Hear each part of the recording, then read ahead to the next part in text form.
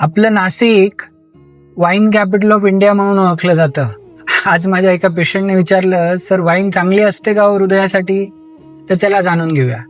तर हो, काही वेळेस रेड वाईन ही आपल्या हृदयाला किंवा शरीराला मदत करते. त्यामध्ये थोडेसे अँटीऑक्सिडंट असतात, त्याच्याने रक्तवाहिन्या थोड्याशा रिलॅक्स होतात, शरीरातलं इन्फ्लमेशन कमी होतं, HDL म्हणजे जे चांगलं कोलेस्ट्रॉल आहे ते वाढतं. पण हे किती प्रमाणात? तर हे अगदी थोड्या प्रमाणात.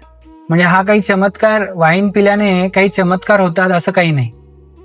शेवटी वाईन म्हणजे एक अल्कोहोल आहे, तर ते जर जास्त प्रमाणात घेतलं तर ते तुमचं BP वाढवू शकतं, तुमचं कोलेस्ट्रॉल खराब करू शकतं, तुमची साखर खराब करू शकतं, तुमच्या हृदयात ठोके खालीवरती होणं म्हणजे अरिथमियाज होऊ शकतात, तुमचं वजन वाढू शकतं. तर वाईन घेताना ते अगदी माइल्ड प्रमाणात घेणं गरजेचं असतं. तर त्याची सेफ लिमिट काय आहे?